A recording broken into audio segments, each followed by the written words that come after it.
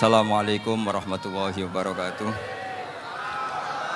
Bismillahirrahmanirrahim. Allahumma sholli wa sallim ala sayyidina Muhammadin wa ala alihi washabihi asma'in amma ba'du.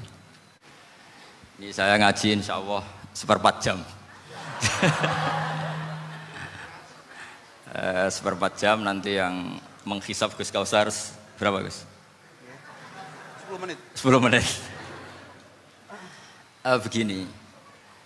Sebetulnya saya membela semua umat Islam itu ahlul jannah. Karena saya ini ibarat marketing. Kalau orang Kristiani itu kan setiap orang mati sudah tenang bersama Bapak di surga. Jadi kampanye itu menarik sekali.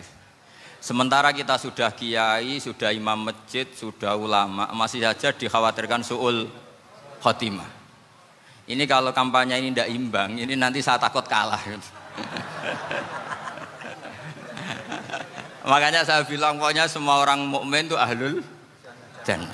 Karena memang asli hadisnya seperti itu, man qala la ilaha illallah dakhalal jannah. Bahwa kemudian ada beberapa kiai yang mungkin wataknya itu pesimis, kemudian bikin sekian aturan-aturan yang sebetulnya itu cerminan dari pesimisnya. Terus akan-akan masuk surga itu susahnya bukan main. Nah itu saya tidak setuju karena tadi pasti kalah dengan kampanye sebelah yang setiap orang mati dibilang sudah tenang bersama Bapak apa?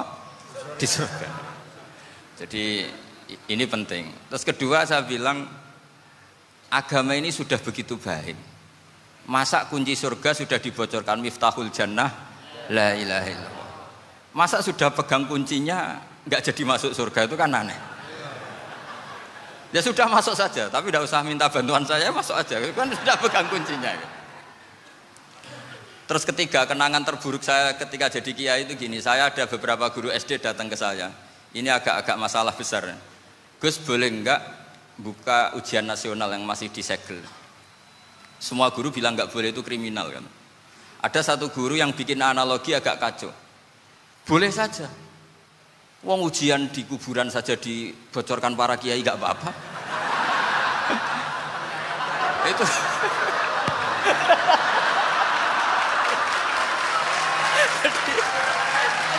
tapi ini kriminal ya. Perhatian kepada kiai, nggak boleh memukul pemateri.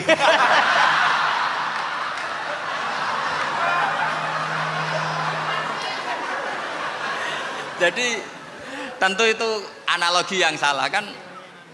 Marrobuka kan, Tuhan kamu siapa, nabi kamu. Tuhan kamu siapa, nabi kamu siapa, imam kamu siapa. Ini kan sudah dibocorkan oleh para kiai. Artinya apa? Nak raiso jawab kebablasan gitu. Terus guru ini berpikir kalau ujian akhirat sekrusial itu saja bisa dibocorkan, kenapa ujian nasional tidak boleh? Tentu ini kias yang salah, saya tidak ngajari seperti itu. Tapi saya ngajari ke kalian betapa mudahnya masuk surga. Kunci jawaban sudah dikasih, kunci pintu masuk sudah dikasih. Kok sampai tidak masuk, ini kebablasan. Paling salah gurunya. Jadi ini kenapa saya sering cerita orang mukmin semuanya itu min ahlil jannah, itu saya jamin. Sama tidak usah takut su'ul khotimah, tidak usah takut berlebihan seperti itu. Karena setahu saya, setidaknya saya mewakili ulama zaman ini. Rata-rata guru kita ini bermadzhab Syadzili dalam berkeyakinan berpikir tentang Allah. Di antara ini yang mulai saya ngomong serius, supaya tadi kan guyonannya sudah diambil Gus Reza sama Gus Kausar. Saya tahu kenapa mereka guyon. Kalau ngomong serius takut kalah sama saya.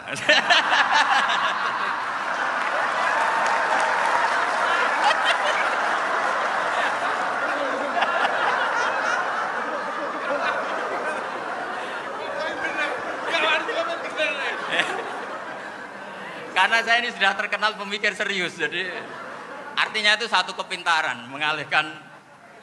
Ya, oh ya, sudah itu satu kecerdasan. Tidak hanya ngalim tapi betul cerdas. Betul cerdas. Jadi itu bukti beliau-beliau ini cerdas itu. Saya berpikir begini, ini madzhab Syadzili. Kita semua tentu Syadzili karena kita semua ngaji kitab hikam. Kita tahu kitab hikam itu muridnya Abul Abbas Al-Mursi. Abul Abbas Al-Mursi muridnya Syekh Abil Hasan apa? Asy-Syadzili. Saya masih ingat betul makalah itu dan saya ulang-ulang. Setiap saya ngajar di sarang saya ajarkan itu. Kilali kata Abul Hasan Asy-Syadzili, saya pernah dapat hatif, dapat semacam ilham. Apa makna min syarril waswasil khannas?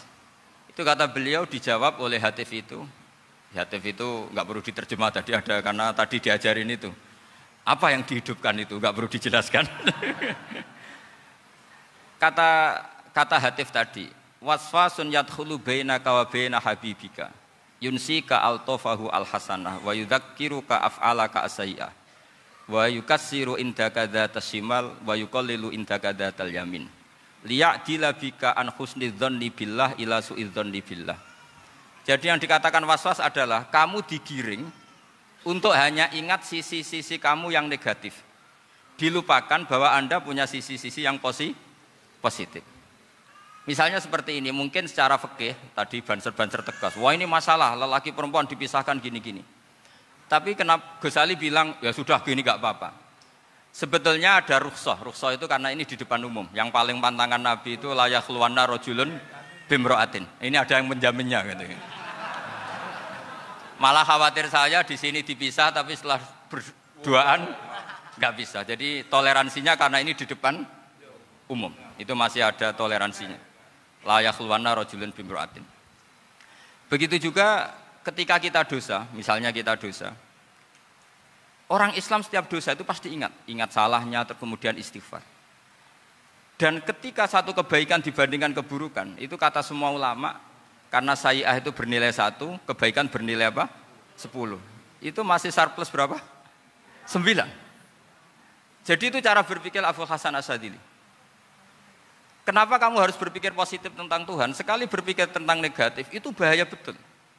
Misalnya begini, kamu berpikir tak rewangi jadi kiai, sujud, rukuk, ternyata aku tetap lebu neraka. Gunanya apa? Itu menurut saya kan nggak punya akal. Sujud itu satu kelaziman menghamba kepada Allah.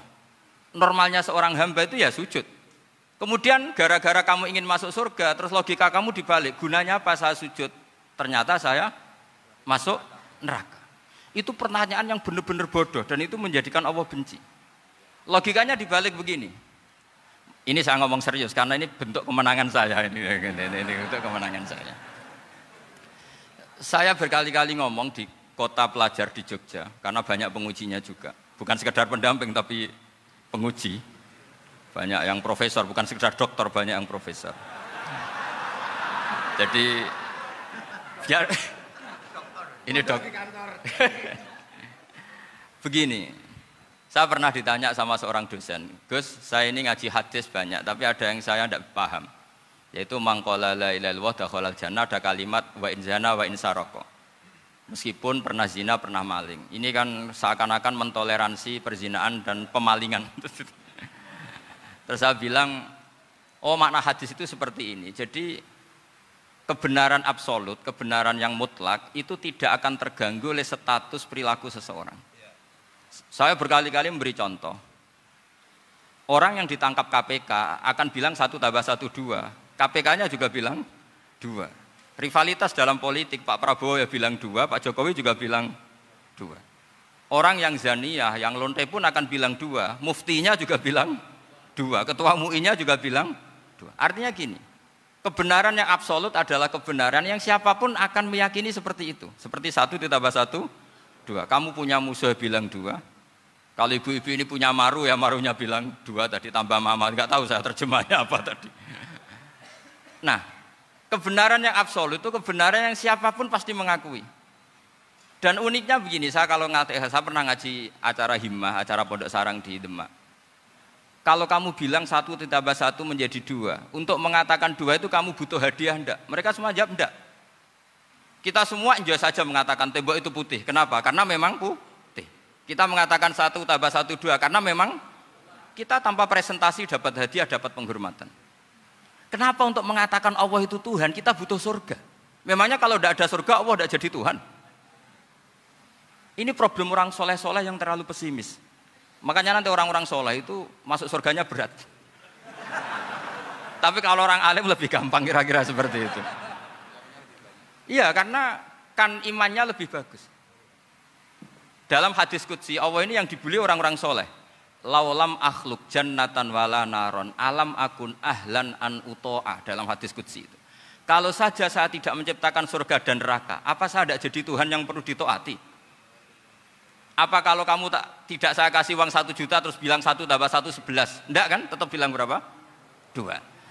Kalau kebenaran absolut yang 1 tambah 1 kamu bilang 2 meskipun tanpa mendapat hadiah. Kenapa untuk bilang Allah Tuhan kamu butuh hadiah surga? Itu kan secara ikhlas belas. Makanya saya terus mengajarkan ikhlas. Ikhlas itu bisa dilatih dengan akal, dengan pikiran, bil ilmi lah. Harus dilatih. Nah di sini ini momen atau makna yang mestinya harus difahami wa inzana bahwa kalimat ini sah meskipun dilafadzkan seorang yang pernah zina. Sama seperti 1 tambah 1 2 sah, diucapkan siapa saja sah. Dan siapapun akan mengucapkan itu secara ikhlas. Ini penting saya utarakan. Sehingga setelah ada firqah-firqah takfiri yang mengatakan orang megang keris itu syirik, ke kuburan syirik, ini syirik. Itu salah besar. Salahnya adalah tadi kalimat-kalimat atau kebenaran-kebenaran absolut ini sudah jadi sibghata wa man ahsanu minallahi sibghah. Kalimat ini begitu absolut di hatinya orang mukmin. Sehingga ketika terganggu oleh hal-hal yang adat istiadat kayak pegang keris, kayak apa, ini tidak mengganggu. Tetap kualitas iman ini di atas keyakinan adat membawa apa keris. Kalau orang membawa keris menjadi syirik karena percaya sama makhluk. Orang misalnya kejawen kalau nggak bawa keris nggak nyaman. Orang kota itu kalau nggak bawa ATM juga nggak nyaman. Itu tidak dihukumi syirik. Kamu pergi lupa bawa HP nyaman enggak? Enggak, kenapa enggak dihukumi syirik?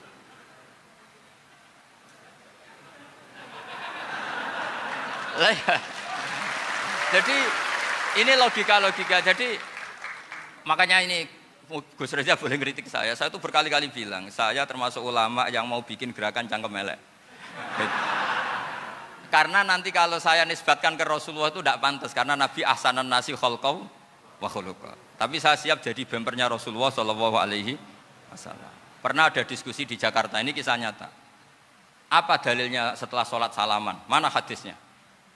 Itu dijawab hadisnya tentu kita kesulitan. Kalaupun ada hadisnya dhaif semua yang masalah mushafahah. Akhirnya mau tidak mau dijawab pakai cangkem elek. Boleh enggak kamu setelah salam nyalain HP yang off? Boleh. Boleh enggak ke kamar mandi? Boleh. Oh berarti kencing boleh, nyalain HP boleh, yang enggak boleh itu ingat Allah. Karena mereka mengkritik wiridan, ngeritik salam. Akhirnya mikir deh. Ada enggak hadisnya orang setelah sholat nyalain HP? Enggak ada kan? Tapi mereka nyalain HP enggak hambatan, tapi untuk salaman masalahkan. Ke kamar mandi boleh, tapi untuk wiridan enggak boleh. Akhirnya mereka sadar, oh iya. Lama-lama dibisi gini yang kelompok itu. Kamu itu korban aliran supaya kamu enggak ingat Allah, ingatnya HP-nya. Sehingga orang wiridan kamu kritik, orang nyalain HP enggak kamu kritik. Itu kelompok itu adalah kelompok orang-orang yang supaya orang Islam itu lupa Tuhannya. Itu gerakan cangkem elek, tapi jadikan orang sadar. Jadi ini penting. Jadi kalau kamu tidak bisa bela agama dengan jalan yang lurus karena tidak bakat gitu, nggak apa-apa pakai cangkem elek tadi. Karena nggak mungkin gerakan ini dinisbatkan kepada Rasulullah Shallallahu Alaihi Wasallam. Kalau soal sanad saya punya sekian sanad tentang itu, tapi tidak usah kamu ikuti. Ada orang tanya, ya, Pak Kiai kalau setan dibakar di neraka panasan enggak? Ya panasan. Loh kan setan dari api, ngapain harus panasan? Kan materinya sama. Terus Kak Kiai tadi enggak kesulitan, dia ngambil pasir, disawur di wajahnya. Wah sakit Kiai, kamu kan dari tanah, kena tanah kok. Jadi itu ada sekian, artinya gini ya, kalau kesulitan jawab pakai baik-baik ya sudah pakai cangkem elek itu aja karena. Nah, tapi tentu kan gerakan ini tidak mungkin dinisbatkan kepada para nabi. Tapi saya pastikan meskipun nggak bisa dinisbatkan kepada para nabi dari segi cangkem elek tadi, tapi secara semangat itu sama. Saya punya sekian contoh. Benar Gus Riza tadi gojlok saya ngawur-ngawurnya itu masih punya sanad. Itu pas saya ngawur pun masih punya apa? Sanad.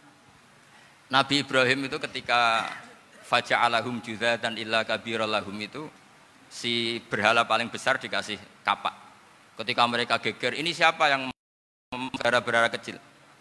Kata mereka, sami'na fata yadhkuruhum yuqalu lahu Ibrahim. Ya kira-kira Ibrahim lah gitu. Terus setelah Ibrahim didatangkan, siapa yang melakukan ini semua? Ini jawaban Nabi Ibrahim, bal fa'alahu kabiruhum hadza. Ya tanya yang bawa pedal, saya kan enggak bawa kan.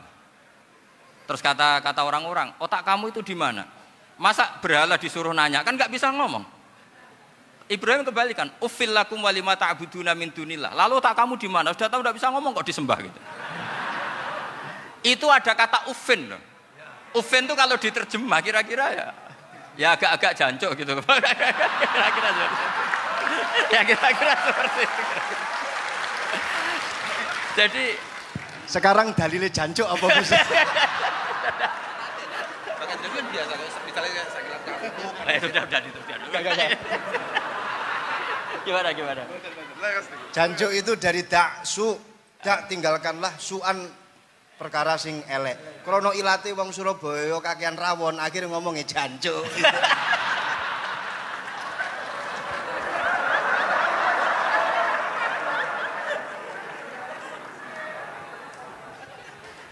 Jadi mulai dulu melawan kebatilan itu harus pakai logika yang vulgar. Karena memang nggak mungkin dengan bahasa-bahasa priayi itu nggak mungkin. Dan ini penting saya utarakan. Nah, kalau nanti nggak mungkin dinisbatkan kepada Rasul karena Nabi adalah ahsanan nasi khalqa wa khuluqa, kita yang ngambil alih saja. Gus Reza, saya, Gus Kaustan ini cara cangkem elek kan pantas. Luas. Selain bakat ya sudah natural. Karena memang itu cara kita menjelaskan kebenaran. Saya ulang lagi, itu cara kita menjelaskan apa? Kebenaran. Mau tidak mau. Saya pernah ditanya sama seseorang, Gus, beberapa nabi itu kan poligami. Poligami itu bukti hipersek. Karena yang tanya itu orang nasionalis yang nggak pati senang Islam. Terus tak balik tanya, perempuan itu makhluk lemah enggak? Ya lemah. Kalau nolong lama satu itu gimana? Ya baik. Kenapa nolong dua jadi tidak baik? Harusnya kalau nolong tiga tidak baik. Tapi saya tidak dukung poligami. Ini cerita saya. Setidaknya mereka jadi ingat. Saya itu pernah ditanya agak-agak orang ateis. Dia benci Islam tapi neliti Islam. Pertanyaan kedua, kenapa dalam perang itu seakan-akan Nabi itu perampok? Hartanya orang kafir disita kemudian menjadi ghanimah. Itu kan kayak ngerampok. Terus saya tanya gini, kalau ada penjahat ke rumah kamu kemudian pakai senjata api, setelah kamu ringkus, itu senjata api kamu kembalikan apa kamu sita? Oh ya saya sita, kalau tak kembalikan dipakai ngerampok lagi. Ya sama seperti itu, kalau kekuatan mereka dikembalikan akan dipakai kekuatan mereka lagi. Jadi ya lagi-lagi ini kemenangan orang serius. Karena nanti guyonnya sudah dintekno sama Gus Safa sama Gus Riza. Nah, kenapa saya ngajar begitu rileks, begitu santai? Karena pikiran saya sederhana. Fa innal uqula muttarratun ila qabilil haq. Akal sehat pasti dipaksa menerima apa? Kebenaran. Sehingga kebenaran itu tidak usah kamu ngomongkan secara serius, secara tidak perlu. Kebenaran itu mudah diterima. Saya itu pernah ngaji berkali-kali di Jogja di mana-mana sampai ada buku seorang dokter nulis tesisnya itu bangga lagi menjadi muslim setelah ngaji saya itu. Karena saya menerangkan itu ringan. Orang Islam itu harus mencintai Allah. Ciri utama cinta itu tidak tegang, rileks. Saya bilang begini, kalau kamu pernah 1 tahun digratisi orang rumah, makanan, kamu kira-kira itu mudah nggak mencintai orang yang berjasa sama kamu minjemin rumah dan kasih makan gratis? Mudah kan? Apalagi kita ini mudah mencintai orang yang minjemin mobil 1 tahun, ngasih rumah 1 tahun, apalagi selamanya. Kenapa kita tidak mudah mencintai Allah yang memberi kita bumi, air, oksigen, semuanya kita dikasih Allah. Akhirnya mereka mikir, wong mencintai seseorang yang ngasih dalam durasi 1 tahun saja mudah, apalagi mencintai Allah yang ngasih kita tanpa batas. Itu disebut walladzina amanu asaddu hubbal lillah. Orang mukmin itu mudah sekali mencintai Allah. Caranya dilatih tadi. Kita mudah mencintai orang yang berjasa sama kita. Kenapa tidak mudah mencintai Allah yang tentu jasanya lebih besar? Nah, karena akhir-akhir ini banyak orang yang terlalu nazir, terlalu kata Nabi kan basyiru walatu nafiru yasiru walatu asiru. Sehingga saya bikin gerakan. Pokoknya semua orang mukmin pasti masuk surga. Nanti soal ada kesalahan-kesalahan kecil yang menjadikan orang su'ul khotimah itu sifatnya kehati-hatian. Jangan menjadi hukum. Hati-hati itu tidak menjadi hukum. Kalau kamu nyupir hati-hati itu bukan berarti pasti kecelakaan. Enggak. Hati-hati itu ya hati-hati saja, tidak menjadi hukum. Ini penting saya utarakan karena kubu sebelah kampanyenya sudah tadi, setiap mati mesti tenang bersama Bapak di surga. Sementara kita mau kampanye, kamu sholat tidak mesti diterima, haji tidak mesti diterima, jadi kiai tidak mesti masuk surga. Coba kalau kita kampanye gitu terus, yang mau jadi muslim itu siapa? Jadi ini sudah tak perhitungkan matang-matang, saya milih macam seperti itu. Ya ini saya pikir sudah, ini pembandingnya supaya punya waktu. Saya suka sekali. Nah ini yang sesi terakhir ya, sesi terakhir. Saya akan cerita fikih karena Nyun sewu Gus, ada iklan sebentar dari ibu-ibu, pentolan mic kurang dekat ke mulutnya Gus Baha. Sehingga suaranya tidak terdengar sampai ke belakang. Oh gitu. Pentolannya didekatkan Gus ke mulut. Ini kalau ngomong konotasinya itu mesti nyerempet. Sudah apa ya? Sudah ahlinya di situ. Ya malah ada di situ.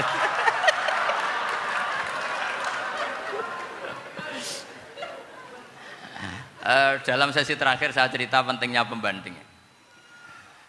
Imam Rafi'i itu yang ngarang kitab Muharrar. Kitab Muharrar ini adalah ringkasan dari kitab Al-Wasit. Al-Wasit itu karangannya Imam Ghazali. Al-Wasit sendiri ini khas ngaji NU, karena NU maknanya Nahdlatul Ulama, gerakan para ulama. Jadi kalau nggak ngerti alim-alim seperti itu ya ada NU. Sebenarnya sampai itu pasnya Nahdlatul Ummah, gerakan umat. Tapi kan sudah jadi partai politik Nahdlatul Ummah. Karena yang katakan NU itu Nahdlatul Ulama, gerakannya para ulama. Imam Rafi'i itu berpendapat sujud itu cukup pakai batuk, pakai jidat. Itu dalam kitab Muharrar. Wal asoh anna sujud yasihu mau cukup biwat iljabah. Ketika Imam Nawawi mentasih kitab Muharrar namanya Minhajut Thalibin, itu mengkritik Imam Rafi'i. Kata beliau sujud itu untuk sah harus melibatkan 7 anggota karena berdasar hadis umirtu an asjuda ala sabati a'zumin, yaitu al jabhah wal yaden warubaten wal kodamen, yaitu jabhah 2 tangan, 2 lutut dan 2 kodamen.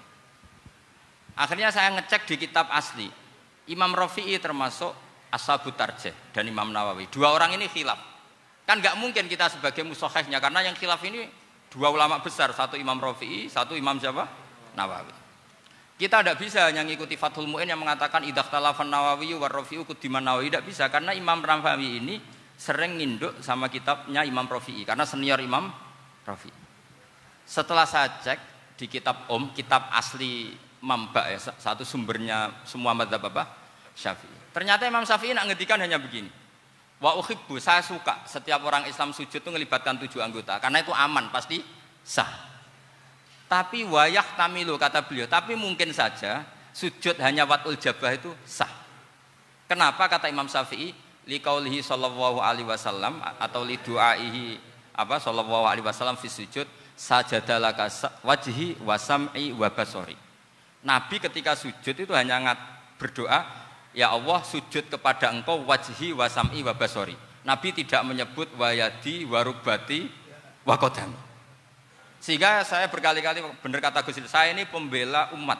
Sing sujude 7 anggota ya tak lem, pantes dadi Rais Suryah. Itu. Yang sujude bathuk tok ya tetap sah ngikuti mazhabnya Imam Rafi'i. Meskipun itu tidak saya anjurkan. Tentu tidak saya anjurkan. Alasannya Imam Syafi'i tadi, Rasulullah pernah berdoa dengan kata-kata sajadalaka wajhi, bukan diteruskan wayadi warubati wakoda. Sehingga fal khilaf huna bakin ala khiddati kalau dalam bahasa fikih. Khilaf biar tetap sesuai aturan khilaf masing-masing. Enggak perlu kamu menggugurkan pendapat Rafi'i yang mengesahkan sujud hanya pakai jabah. Ini penting karena tadi seperti saya katakan, yang sujud anggota pitu ya masuk swarga mergo pintere. Sing nganggo bathuk tok yang mlebu swarga mergo gobloke tadi, karena aksaru ahlil jannah al-bulhu. Nah ini madzhab saya. Jadi saya itu ingin umat Islam itu baik-baik saja. Iya betul. Madzhabin jenengan. Ya. Karena tidak mungkin lah kita tidak bela Islam di zaman akhir, tidak mungkin, karena di kubu sebelah kampanyenya sudah seperti itu. Kalau kita ngomong ikhtiyat, kiai ra mesti mlebu swarga, sing salat ngethuk ra mesti husnul khotimah, wah akan jadi repot. Saya ini pengagum teori ikhlas, dilatih bil ilmi, saya ulang lagi, dilatih bil ilmi.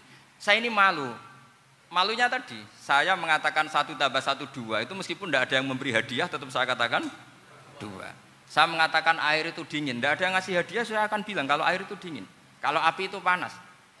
Untuk hakikat-hakikat seperti itu saja saya jujur tanpa ingin imbalan. Tapi ketika hakikat mengenai Allah kok saya minta imbalan surga dan neraka, ini apa-apaan? Kira-kira gitulah, Rais Suryah macam apa gitu.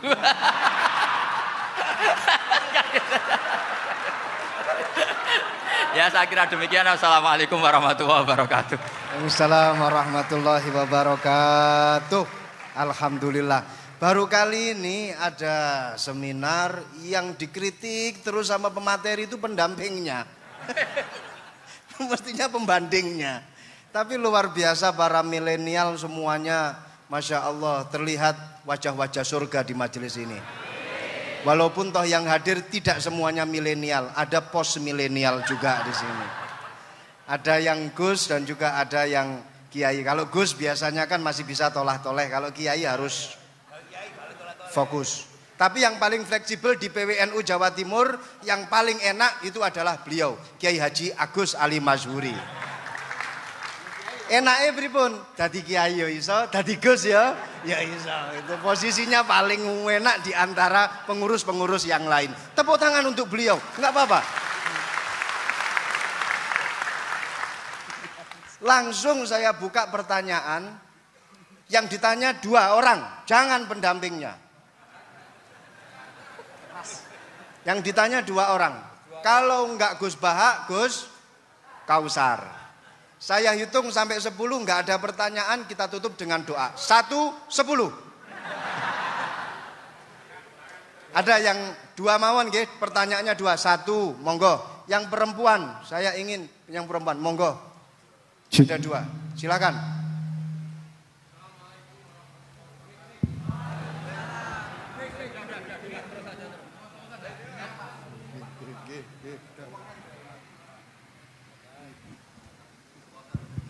Bismillahirrahmanirrahim. Assalamualaikum warahmatullahi wabarakatuh.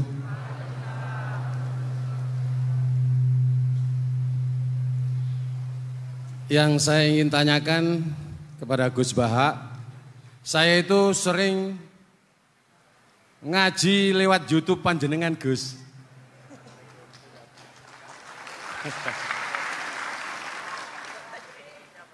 Insya Allah ilmu saya tambah walaupun tidak banyak. Yang saya tanyakan, nopo ilmu kula niki barokah? Yang pertama, karena saya ngaji lewat YouTube panjenengan, saya tidak izin. Untuk itu hari ini saya izin panjenengan. Mudah-mudahan ilmu ingkang saya dapat dari panjenengan niku saged barokah. Niku Gus. Terima kasih. Wassalamualaikum warahmatullahi wabarakatuh. Waalaikumsalam warahmatullahi wabarakatuh. Langsung mawon Gus nggih, yang satunya dulu. Siapa aja? Oh gitu. Monggo Gus. Itu tetap barokah dan kebaikan itu mah enggak perlu minta izin. Kalau kebaikan minta izin jadi repot. Jadi kalau dalam kitab fikih disebut iktifaan bil idzni syar'i, karena syara akan selalu memberi izin sama kebaikan. Itu udah hanya masalah YouTube sampean. Tadi melihat wajah Gus Ali ibadah, pamit dulu. Nanti kalau ada orang alim lewat mau lihat juga pamit dulu. Lama-lama mau baca sholawat, ya Rasulullah pamit dulu mau baca sholawat. Jadi semua kebaikan itu cukup iktifaan bil idzni syar'i. Ya jelas ini ya.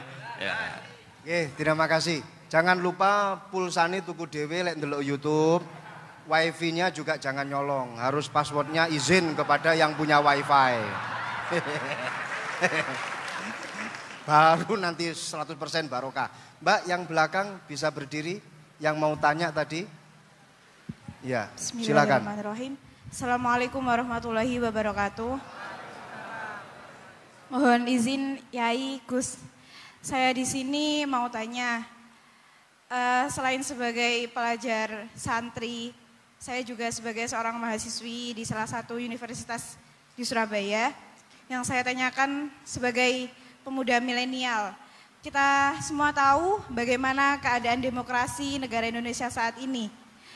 Yang saya tanyakan bentuk dari hubul waton minal iman. Hubul waton di sini, bolehkah saya sebagai seorang mahasiswi menyuarakan pendapat saya, berjuang bentuk ijtihad demi keadilan berupa demonstrasi?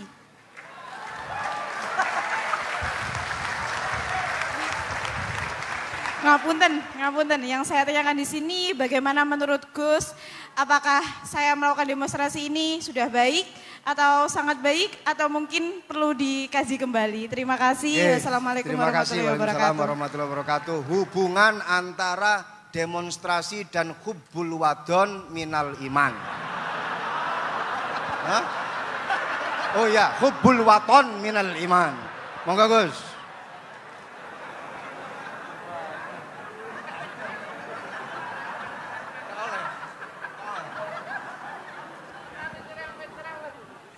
Ini benar-benar ahli. Begini kan, demonstrasi itu kan makna pokoknya itu kan apa? Memperlihatkan. Makanya demonstrasi kekuatan maknanya ya show ya, memperlihatkan satu apa? Kekuatan. Sehingga kalau dalam Islam itu ya fleksibel, asal itu tidak merugikan orang lain, tidak anarkis, tidak mandorot bagi kelompok lain tentu boleh. Bahkan kalau tidak apa? Menyuarakan suara kita tentu dengan cara-cara yang tetap islami ya. Itu malah kita disalahkan karena berarti tidak ikut bertanggung jawab terhadap proses bernegara. Tapi tentu disuarakan secara konstitusional dan secara baik.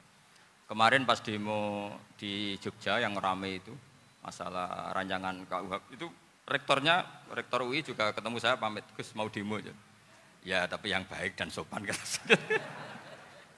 karena begini ya. Di Quran itu ada ayat walau la daf'uhin nasa ba'dahum bi ba'dil fasadatil ard. Jadi kekuatan manapun itu harus dikontrol. Tentu kontrol itu macam-macam. Tapi tentu saya ulang lagi jangan anarkis, jangan melakukan sesuatu yang kontraproduktif. Jadi menurut saya pernah ditanya, Gus kalau pemerintah itu didukung 90% rakyatnya bagus enggak? Ya bagus, berarti presidennya hebat didukung mayoritas rakyat. Kalau hanya 55 ya bagus. Presidennya biar tahu, biar hati-hati karena dipilih separuh lebih sedikit gitu. Lah kok bagus semua? Ya emang harapan kita sama Allah semuanya baik semua kata saya gitu. Jadi susahnya apa sih kita melihat sesuatu itu asal agama ini kan gampang, asal tidak maksiat itu baik. Asal tidak maksiat itu baik. Ma khuyyira Rasulullah baina amrayni lakhtara aisarahuma malam yakun isman. Jadi demo itu bukan, nah kalau demo yang diharamkan sebagian fatwanya ulama tentu yang maknanya yang anarkis. Kalau yang dihalalkan tentu maknanya yang tertib. Itu biasa dalam hukum fikih. Rasulullah ngendikan A, mahmalnya seperti ini. Rasulullah ngendikan B, mahmalnya seperti ini. Karena kadang ngendikane Nabi cara zahir itu berlawanan. Misalnya Nabi ditanya, amal paling baik apa ya Rasulullah? Nyaur utang gitu. Karena biasa yang ngemplang mungkin yang tanya itu tukang. Tapi kadang Nabi jawab birrul walidain. Kadang jawab as-sholat li awwali waktiha. Karena penanyanya ini beda. Gimana? Takut enggak tahu sholat. Ya, takut ora tahu sholat kata beliau. Kan gitu. Jadi ini penting saya utarakan karena zaman Nabi itu ya biasa Nabi misalnya ngendikan sesuatu itu. Terus ada juga sahabat yang memperlihatkan pendapatnya. Tapi tidak niat bantah. Masyhur itu dalam tarikh. Saya beri contoh yang masyhur itu. Nabi pernah sholat duhur itu 2 rakaat. Sebagian riwayat mengatakan asar, tapi yang lebih kuat itu duhur. Setelah 2 rakaat Nabi sholat, itu akabirus sahabat papan atas itu tidak ada yang ngentikan karena mereka sopan semua, tahu etikal. Setelah Nabi pulang sudah dekat pintu, ada sahabat yang berdiri. Ya Rasulullah, aku siroti sholatu amnasita. Ini sholat model kosor, apa engkau lupa? Tapi sahabat yang enggak tanya, ini niatnya malah lebih agak-agak buruk. Baguslah kalau sholat terbaru 2, berarti besok ya 2. Karena pakai teori nasah mansuh, berarti hukum itu pakai yang terbaru. Jadi gayanya tidak tanya, tapi lebih sama mungkin yang setuju undang-undang tadi ya tentang rumah tangga. Kalau istri nggak mau dikumpuli tetap dipaksa, nanti suaminya bisa dilaporkan ke pengadilan gitu. Saya pasti mikir saya bukan masalah pengadilannya, pasti istrinya cantik. Kalau jelek kan nggak mungkin dipaksa. Ini ketularan ya. Jadi saya cara berpikir tuh, jadi tak pikir lucunya saja, bukan pikir seriusnya. Ketularan ya sudah ketularan ini. Karena keburukan itu mudah nular. Akhirnya Nabi kembali lagi, enggak, kullu dzalika lam yakun, semua itu enggak terjadi. Tapi Nabi sebagai orang yang sangat, ya sebenarnya enggak boleh dibahasakan sangat demokratis, sangat bijak. Nabi kembali lagi ke mimbar terus tanya, Ahakun maqalahu dzulyaten. Apa betul yang dikatakan dzulyaten tadi? Kata sahabat semua betul ya Rasulullah, tadi engkau sholat hanya 2 rakaat. Nabi kemudian takbir lagi meneruskan 2 rakaat terus salam. Artinya kalau demonstrasi itu dengan makna mengutarakan pendapat dengan cara yang dijamin konstitusi, ya itu kan normal-normal saja, nggak ada masalah. Saya pernah derekno bapak, itu ada pertanyaan yang benar-benar mengusik saya. Ada orang miskin datang ke bapak, Pak Yai, dadi wong melarat itu ra enak. Sajane ya wis suwe dadi wong melarat ra enak. Itu pas Ramadan. Kenapa kata bapak? Bapak saya itu teman akrabnya Gus Ali, senengannya ya guyon, mau meninggal aja masih guyon. Bapak itu guyon terus. Kenapa ya? Sudah puasa nggak makan, buruh orang macul itu kan berat. Mau istirahat nggak boleh karena buruh orang. Enak dadi wong sugih puasa diam di rumah gini-gini terus. Terus kata bapak saya gini, enak wong melarat. Dadi wong sugih nak poso berat. Kok saged ya? Esok mangan pecel, awan rawon. Enggak sore sidik sate. Jadi yang harus ditinggalkan itu banyak. Nak sampean kan biasa meninggalkan itu semua. Semenjak itu dia, oh iya, nak ngono podo-podo abot. Jadi hasutnya pada orang kaya terus nggak ada. Nah ini pentingnya ilmu. Jadi pentingnya pendamping tadi itu. Setelah diberi jelasan, oh matur nuwun ternyata podo-podo abot gitu. Dia nggak tahu susahnya jadi orang kaya. Ya sama seperti tadi. Ya saya puasa. Kerja gini-gini bojo sitok elek terus dari yang bojone 4 cantik semua abot aku. Karena harus ninggalkan 4 yang cantik tadi yang bisa menghidupkan tadi itu. Itu kan juga demonstrasi artinya mengutarakan apa yang jadi itu saya pikir seperti itu. Ya ini pokoknya gitu aja ya. Assalamualaikum warahmatullahi wabarakatuh. Waalaikumsalam warahmatullahi wabarakatuh. Tepuk tangan untuk beliau. Kita doakan semoga beliau sehat walafiat, panjang umur, jembar rezeki, jembar urip, jembar awak, tambah rezeki, tambah bojo. Doa dari Kiai Agus Salim Masyuri. Saya serahkan kepada Gus Salam. Gus ini mau dilanjut? Enggak usah khawatir, jenengan enggak akan dihisab. Iya, ini dilanjut atau sudah off sampai di sini? Sambun? Lanjut? Gus Bah, ada acara pesawat jam berapa nanti Gus? Pripun Yai doa mawon. Sampun nggih. Monggo saya serahkan kepada Assalamualaikum warahmatullahi wabarakatuh.